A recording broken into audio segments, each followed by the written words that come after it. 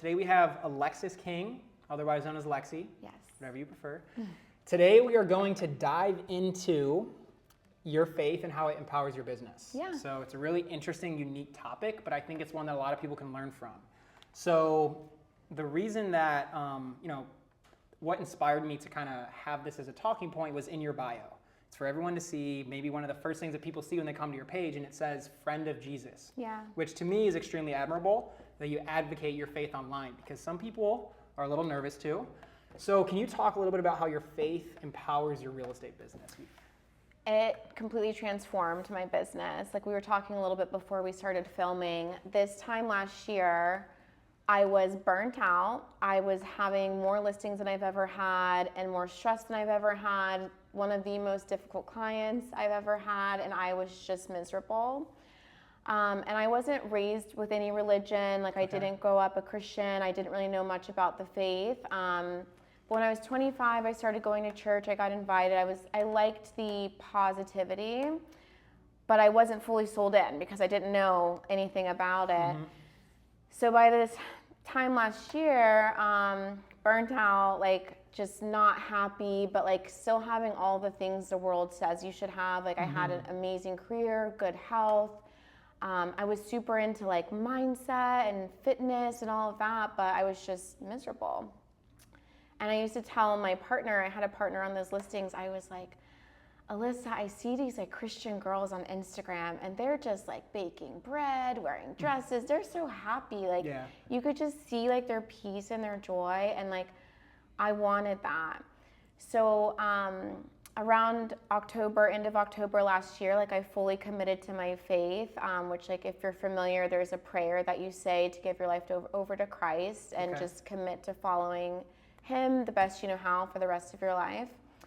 So I prayed that prayer, like not really knowing what I was going to get into, and it changed everything. So one of the first things that I did was I read the entire Bible cover to cover in order. Wow. Because I was like, I don't know this faith, and it's like when you grow up secular, you have these like maybe misconceptions, or I was like, oh, I don't know what they think about that, or like people say Christians do this, like what is that? Like, so I was like, I'm gonna go to source, I'm gonna read the whole thing, and like partway through Genesis, like I just had like such an experience where I was like, okay, this is real, and this is what I'm gonna do. Started to click. Yeah. So that was kind of the starting point for me, and then it started impacting my business because like, particularly with that difficult client, before you have a tough client, a lot of us, in the business world, we have books on like how to engage with difficult people and like how to like have conversations. You can talk to like your broker, you can do all this stuff, but it's like, I just wasn't getting through to her. Yeah. So I read the Word of God, and it had advice on like, we don't engage with people who are quick to anger, and there was a lot of ethical things she and I were arguing about. She wanted me to do something that is not permissible in real estate, and I took it to legal. Wow. Yeah, she wanted me to violate an ethical one of our, and I won't go into specifics of what it is, but she wanted me to violate something that would open me up to lawsuits, and like I just like to do clean business. For sure. So I went to legal. They said, absolutely not. Keep doing what you're doing. Don't let her sway you. I went to my broker. They said, legal said the right thing. Do what they told you. And then I read the Bible on it, and it had like such clear instruction on just like when you stand firm, like live righteously. And it was like everything that I was doing already, but I was getting worn down. But when I had like that boost from the Bible, I was able to like face her head on. And I'm never aggressive, like I'm very sweet, but I was able to be very direct with her and just stand on, not just the ethics of our profession, but also of the faith. For sure.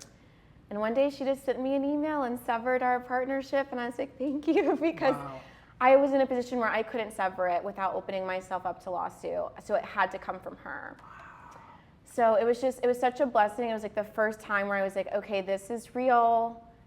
It can help my business, it can help me, and it's just been a year of things like that happening, like transaction after transaction, just like changing me through my faith. Yeah, it's just been compounding since you started. So you talked a little bit I have a question real quick. Go, let's do it. I know I'm not mic'd up or anything, but oftentimes people are creating like the next book, personal development, Yeah. piece of knowledge, whatever it may be. Would you recommend doing like what you did and reading through the Bible to Absolutely. understand things? It's like the number one personal development book. Absolutely, and I'm so glad you brought that up because like I was so into mindset before. Like I have a bachelor's degree in family, youth, and community sciences. So I used to do a lot of work with like foster children. I still work with foster children, but a lot of people who are struggling. So I understand psychology.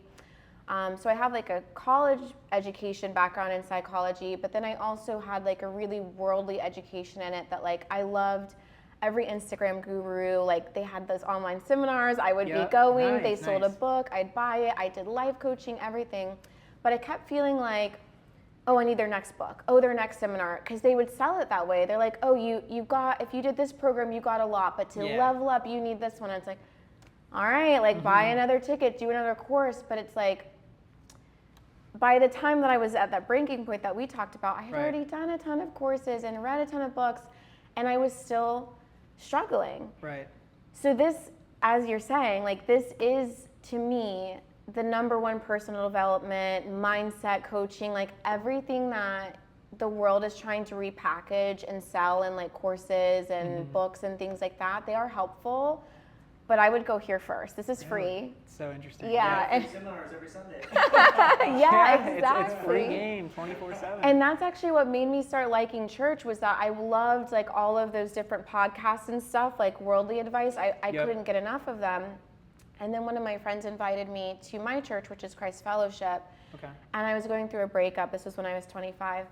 And I walk in and they're preaching on something exactly relating to my breakup. And I was like, how did they know? And it got me hooked. But the thing I loved about church was that it was free. You know, people are selling all of these, like subscribe to my Patreon and I'll teach you how to do this. And, you know, it's fine. I don't mind supporting, you know, I love to support business owners, but it adds up. And it's like, I was getting excellent advice for free at church and the religious podcasts and online sermons. It was amazing. Yeah, that's awesome. So you talked a little bit about this discovery period you went through when you hit rock bottom or you're just in a really bad slump.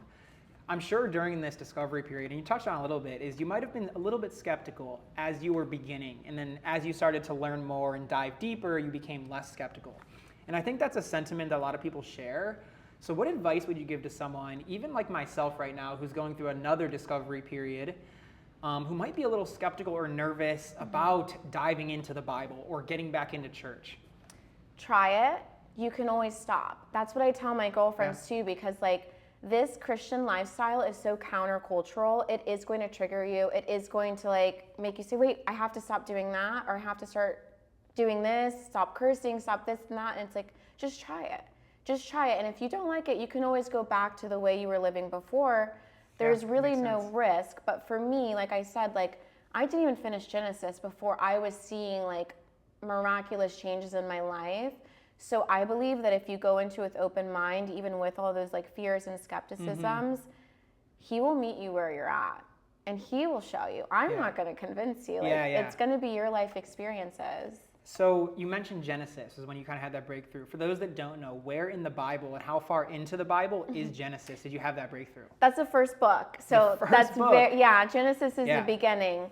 And it was speaking about Abraham and like if you read the story of Abraham, like God loved Abraham so much and Abraham was so good and so dutiful, and like seeing that love, it helped me because I was like, oh, I want to have that in my life. And there was a lot of experiences that went along with it, but I know for everyone it's going to be a different part because a lot of girls recommend start the book of John and meet Jesus and things like that. So Genesis may have done it for me. It might be a different book for you, but just start.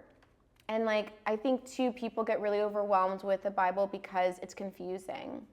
It really is. So my advice for that would be get a translation you can understand. There's the NIV, that's the New International Version, I believe, and it's plain English. So it's simplified.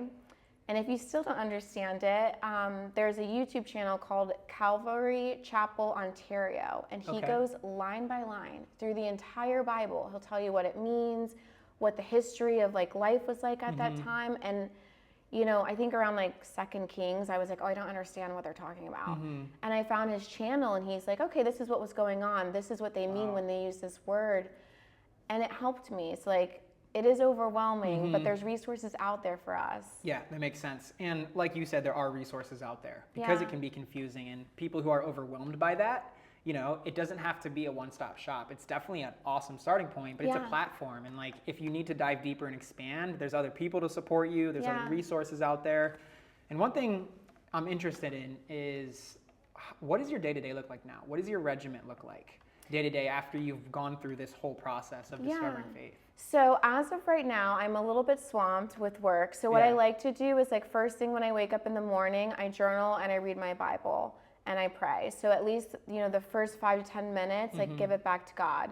When I was a new Christian, I didn't have so much on my plate. Okay. So I only had real estate at that time, and real estate can be flexible. Yeah. So if I didn't have a ton of showings that day, I would just read my Bible all day because I wanted to get through it. And it took me 3 months and 13 days of every day reading the Bible. Like if I didn't have showings, reading, because I really was hungry to get through it. As of right now, I'm swamped. Like not only am I doing real estate, but I also do prison ministry. I work with foster children. I facilitate a Bible study. So I'm swamped. So I don't always have the time to sit and read like I used to, but I do like to wake up and do those first few minutes of the day in the Word every Sunday, either at church or watching church online. And then every Sunday night, I go to the Okeechobee Correctional. It's a prison, and we have a church service for them. Nice. Yeah.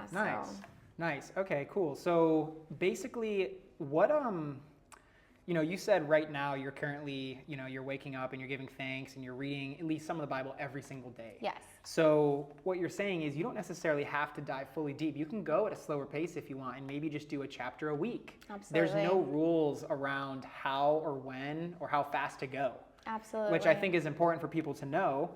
And I guess that kind of, transitions into my next question is you just mentioned like a ministry, you mentioned all these different things you're doing, and your journey, like you just said, has only been really a little over a year, and now you're doing all of these things and you're so involved. Can you talk about a little bit more in detail some of the things you're going on and kind of what those look like? Absolutely. So when I first started this, all I was doing was real estate. Okay.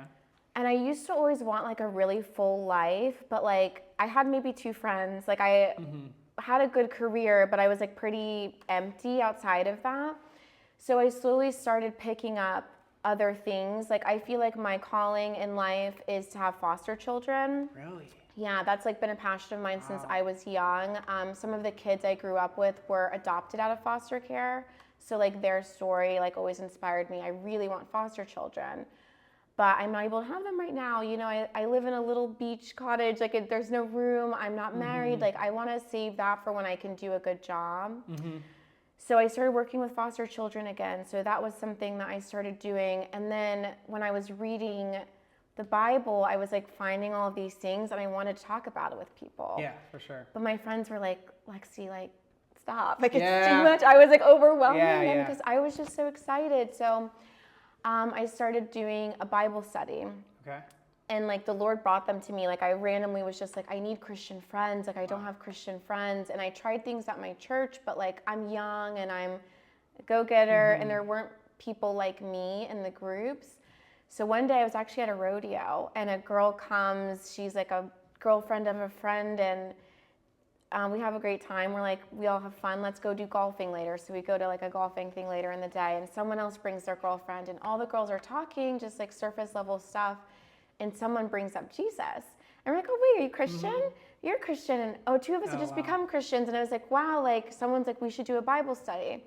I was like, done, because I had been praying for Christian friends. So that really organically came about, where now I'm like trying to I think I was signing up for prison ministry, but I hadn't had backgrounds yet. I was signing up to work with the foster children, but I didn't have approval yet. But he was like slowly bringing the pieces. Okay. I got the friends. We started the Bible study. A few weeks later, I started working the foster kids. Maybe a few months later, I started with the prison ministry. Nice. And it's like, within the year, now I have this full life that I didn't have before. Yeah, so you have this community that you built so organically. And I think a lot of people, when they get into a slump or they hit rock bottom. And AJ and I were just talking about this the other day, is like, a lot of the times you feel like you're so entrapped or enclosed in your own mind that you feel so alone. And that's a lot of the times when people start to seek out faith. So can you just talk about the community that you have started to build and that's already out there? Yes. You know, and talk about that for the people who really might think that they are alone when they're actually not. Yeah, I would say just pray about it, because like the Lord will bring those friends to you. Because I was trying to find them. Like I would reach out to like the youth pastor at church, the young adults, and I'm like, I don't have any Christian friends. Can you like bring me a friend? And he would try to like set me up with other girls, and it like didn't click. But the Lord brought my friends to me. And then I talk about faith so much that even my friends who were so worldly, like thought this was so strange, one of them started coming to Bible study. We actually got baptized together this year. Like, yeah, so it's been such a journey. But you were asking specifically about the community I have now. So the group of girls, we started doing a little Bible study, and we called it like Florida Girls Bible Study. Nice. Because some of the girls were in Tampa, most of them were local, but we had a girl in Tampa, a girl in Miami, and then one of the girls locally moved to Tennessee. So we're like, let's do a Zoom and an in-person. So it became kind of like bigger than just our town. So we called it like Florida Girls Bible Study. Nice. And it's just been so special. Like we meet every Thursday. We're working through a book now. It's called 21 Days to Becoming a Proverbs 31 Woman. Really? Okay. So we do those scriptures together. Sometimes we just share and like fellowship, but we're there for each other. One of the girls, her husband almost passed away unexpectedly. He had like a medical freak accident happen, and she woke up to 21 text messages from his supervisors, and he was in the ambulance, and she got a voicemail from him that was like his last words to her. Yeah, my face exactly.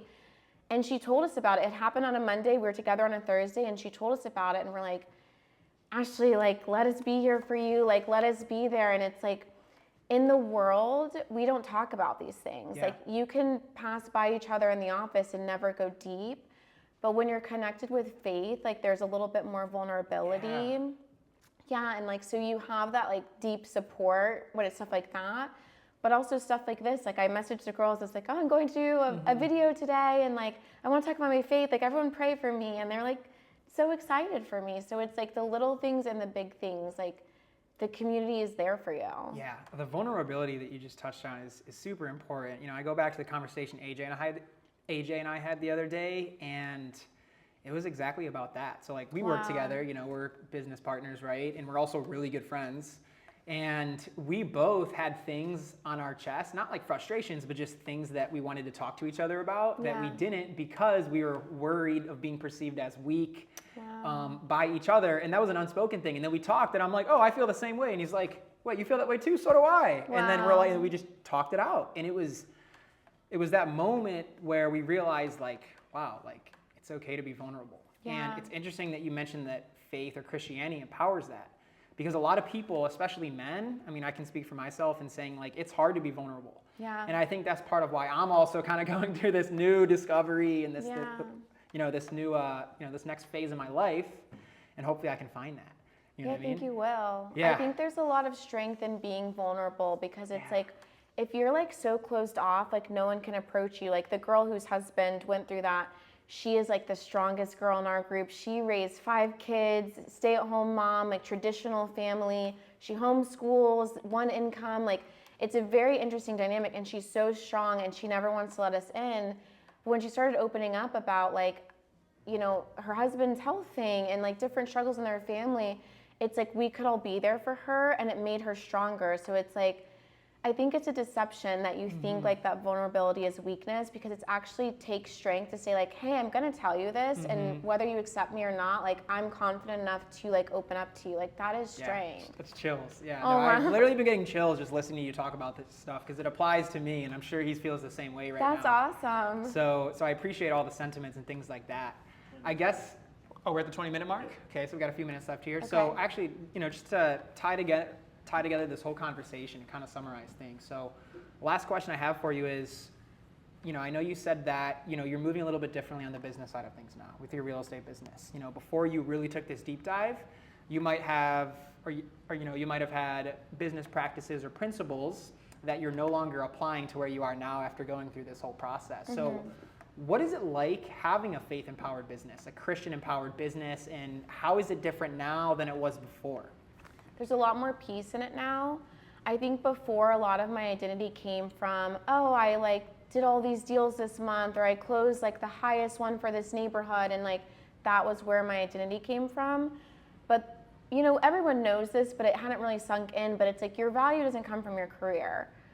We know that on the surface, but we don't have that deep in us. And somewhere along this journey, it occurred to me, like, whether I do this like amazing luxury real estate business that I love, or I quit and I go and clean the floors at the office, like, the Lord sees us all the same, you know? Like, our work is not determining our value. So that took a lot of pressure off. Yeah. And it's changed my business in that, like, if I have a client who I'm like, oh, they're someone that the scripture tells me to avoid, they're angry, they're not sober-minded, they're aggressive, they're doing like unrighteous business practices, I can let them go with peace. Whereas before I might have felt like, oh, like, let me look the other way. Like, let me just get the deal done. Like, I can deal with the like verbal assaults. Like, no, I don't need to. Yeah. I need to have peace more than anything. And that's amazing because, you know, I keep going back to this conversation we had because it's so relevant to this conversation. And one of our good friends down here was helping AJ, you know, a couple days ago, and he mentioned exactly that. He goes, AJ, just so you know, if you never sell a house for the next 20 years, I'm still gonna love you. Wow. I'm not gonna think of you any differently, and I'm not gonna devalue you. Like, and I feel that same sort of pressure, and I'm sure so many people in business feel that your work's your identity. Yeah. And that's where all that stress and that pressure comes from, and a lot of times you cave. So it's really cool to kind of hear your story and see how you're empowered in that way. And I obviously haven't known you before this, but you do seem like you're very leveled out and at peace, even just having a conversation with you. So I know you mentioned you're doing a lot of different things. I'd love to link these in the comments or the description of the video. But what is the best way to someone to reach out to you, whether they need a conversation or they want to get involved with you? Is that on Instagram, or tell us where we can do that? Yeah, Instagram is my #1, so it's at Listing with Lexi. My DMs are always open, and I'm here to help. Absolutely love that. Thank you so much for making the drive to the beautiful city of Fort Lauderdale, Florida. Thanks for the conversation, the positivity. Thank you for having me. It's been a pleasure. Absolutely. Thank you. Thanks.